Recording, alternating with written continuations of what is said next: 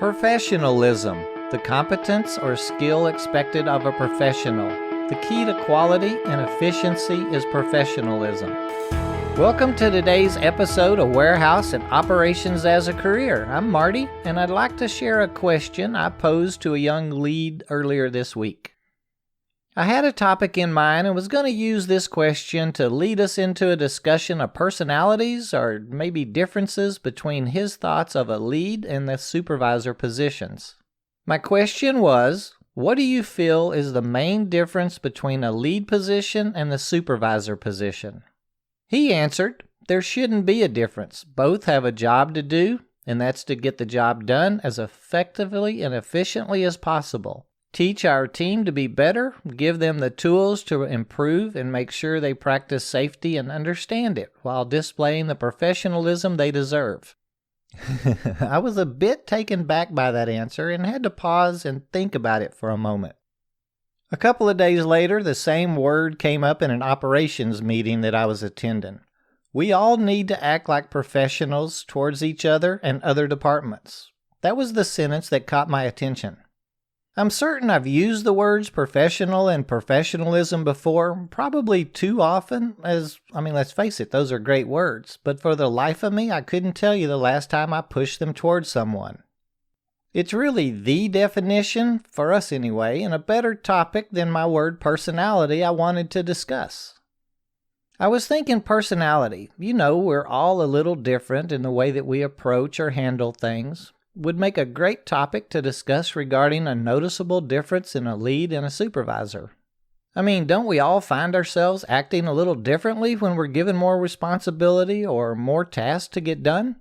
I think we do, but his answer made me rethink whether we should, and maybe that's a flaw in us instead of something we should be trying to control. Professionalism helps us control ourselves. If we understand being a professional, our personality wouldn't change as we grow and take on more duties and responsibilities. I went out on the floor at several different facilities and asked what professionalism meant to a few different associates in several different jobs, and I have to admit I was quite impressed with the answers that I received, and I'd like to share a couple of them. A sanitation associate answered, I want to make sure the aisles are kept clean for my selectors and forks. They shouldn't have to drive around shrink wrap and strapping tape. It just slows them down. A returns agent stated it's her job to help the drivers get their product checked in and the customer's invoice adjusted. She laughed and added a lot of her job is to let the delivery drivers vent to her a bit, about having to round trip the product because it was selected wrong or ordered wrong. Or the customer just didn't want it and the driver had to work around it all day. She felt she needed to keep her cool and show them respect, even when she didn't want to hear their stories. I really liked this reply by a pallet runner. He said, I need to make sure I keep the front docks cleared so my receivers can tag their products and keep their productivity numbers up.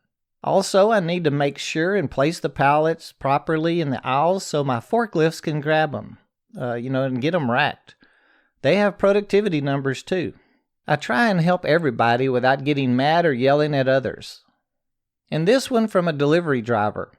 Professionalism means respecting someone that's mistreating you and they don't have all the facts or know what they're talking about.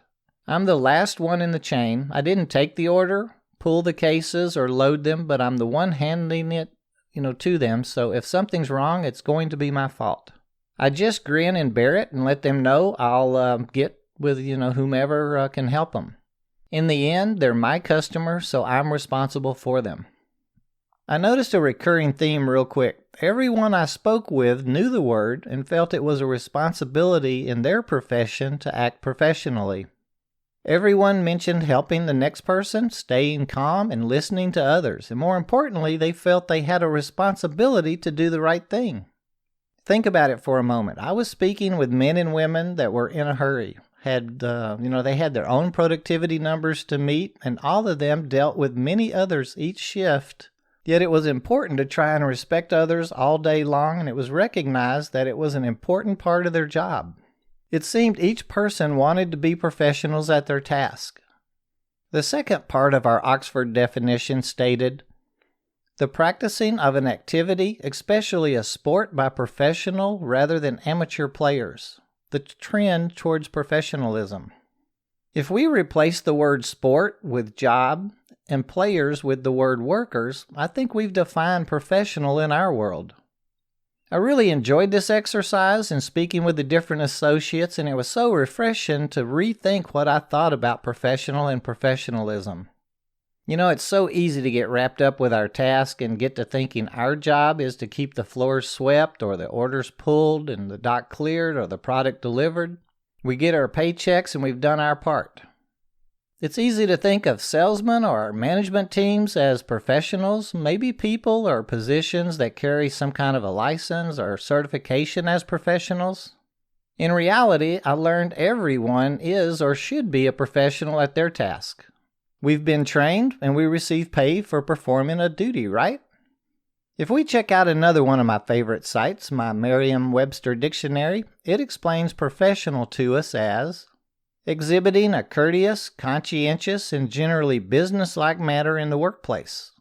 Participating for gain or livelihood in an activity or field of endeavor often engaged by amateurs. Having a particular profession as a permanent career. Now, it's hard to be professional all the time, though, but man, can it be so rewarding. Not just monetarily, but even personally.